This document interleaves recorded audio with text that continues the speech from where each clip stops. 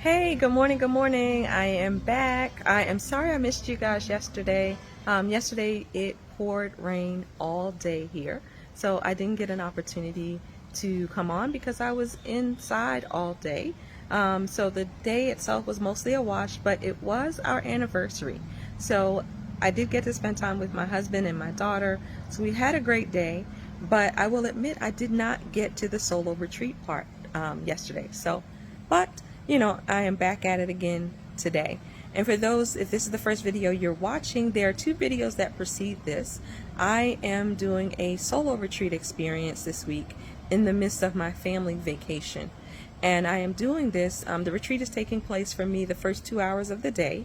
And I am doing this so that I can press the reset button on my nervous system and so that I can connect more with myself and the things that I want and chart a course to my ideal future. So I am doing this for myself, and this is similar to what we do at the A Weekend for Me retreats that I host. And speaking of A Weekend for Me, we have one coming up in October 2nd through the 5th in Grand Cayman. If you have not secured your place yet, I encourage you to do that today. So I'm doing this for myself because I need to reset my nervous system. We all need to reset our nervous systems on a regular, ongoing basis because there is so much coming at us. So much toxicity, negativity, and just stress. And so it's important that we take time, ideally every day, to do something to pour back into yourself to refill your cup. So I'm doing this for that reason, but also in preparation for the retreat because as the retreat leader, I don't get to benefit as much from the restfulness of the retreat because I'm working and it's my passion, it's my joy, I love it, but I have to prepare myself to be able to do it, and so that's part of what this is as well. So I promised you guys that I would give you some of the nuts and bolts of what we actually do.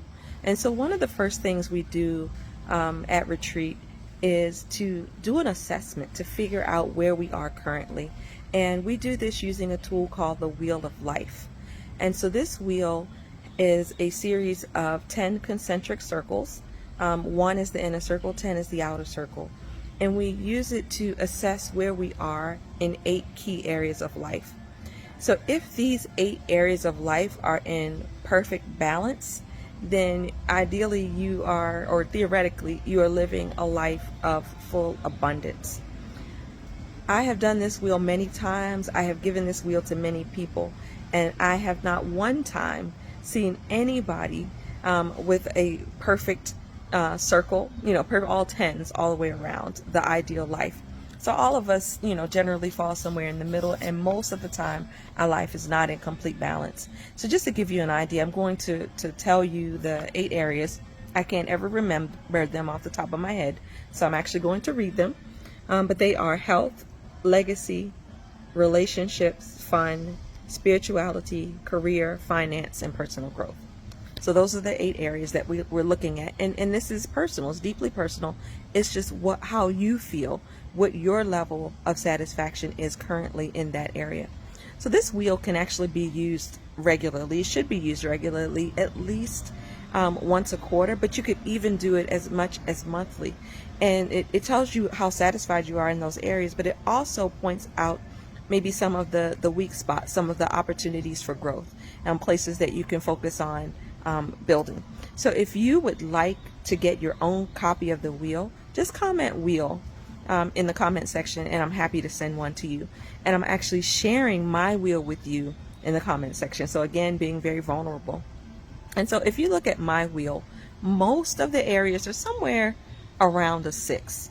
There are a couple of small outliers. Personal development is a 7 because I spend a lot of time, I invest a lot of time in my development so that I can help you with your development. There are a couple of areas that are outliers in the not so great direction, and those are finance and fun. So I need to incorporate more fun, schedule more fun. And a lot of us do, especially busy women, because we see fun as a luxury, as something that we get to when we have time after everything else is done. But the reality is we need fun as much as we need anything else, as much as we need food, as much as we need rest. We need fun. Fun is one of those things that really helps to restore us. So make sure you're getting some fun. The finances, I have some goals that I haven't met yet, and so I need to keep working in that area. So that's the first thing that I do. The next thing I do is think about my ideal life, take a trip to the land of possibility. And I do that by, again, looking at those 8 areas of life and just dreaming, really. Taking some time to think, sky's the limit, right? No red lights, only green lights. Just whatever you want. Like if you could wave your hands and have your perfect life in those areas, what would that look like? And so, I took time to do that, because what we do at the retreat is we actually create a bridge from where we are to where we want to be. So we use that wheel together with our ideal life to figure out, to set goals and to create a roadmap from where we are to where we want to be. So that's kind of, one of the background goals of the retreat, or activities of the retreat. I mentioned before that each retreat has its own theme. And so this solo retreat that I'm doing for myself, this retreat has been about breaking barriers, because I recognize that there are some things that are holding me back from some of the things that I would like to accomplish. And so the way I approach this is by asking questions. The quality of your questions determines the quality of your life. And quite frankly, we are not curious enough. We don't ask ourselves enough questions. All of the answers are inside of you. And my job as the retreat host or retreat facilitator is to bring those things out. Okay? And so we do that by asking high quality questions. So the first question that I asked myself was, what do I want? So what is it that I desire that I don't currently have? There's a barrier. So what is there a barrier between where I am and what is it that I want that's being blocked? So that's the first question that I asked.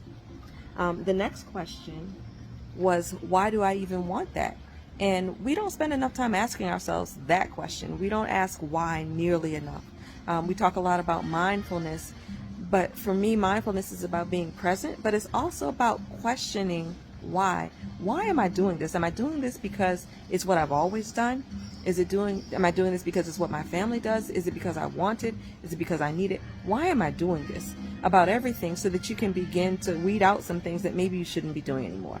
But anyway, that's an aside. So why? Why is this important to you? Why do you want this thing that's on the other side of the barrier? The third question is, what does the person look like who is on the other side of that barrier? What is the identity that you need to inhabit to achieve that goal? Because one of the secrets that nobody tells us is that in order to have something different, you actually have to become somebody different. It's subtle changes. It's not going to change who you are completely, but some things about the way that you think and the way you interact with the world must change in order for you to achieve those new goals. So what does that look like? How do you get more confident in that area? How in that new identity? What do you do to reinforce that identity? And so one of the things is competence, building your competence, and that just comes from doing. You build your confidence by becoming more competent. So do it more, whatever it is. The next thing is to acknowledge your wins, because if it's something that's important to you, something you've been wanting to do, chances are you've already had some success in that area. So actually sit down and think about and acknowledge the wins that you've had in that area. Do affirmations and mirror work around that identity so that you are telling yourself who you are. The battle always begins in our minds. And then last but not least, you want to ask other folks about what they see, the people that you trust, what they see, and surround yourself with other people who are maybe doing those kinds of things. So that's just a quick snippet into how I plan to break down this barrier. I shared with you guys the other day that the theme for a weekend for me, the upcoming A Weekend for Me, is radical rest.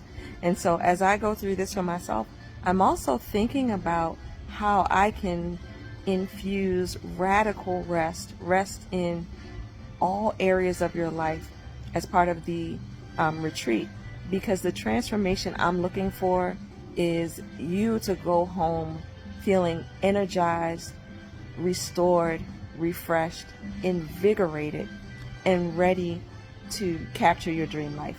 So if you have not registered for a weekend for me, I urge you to do that today.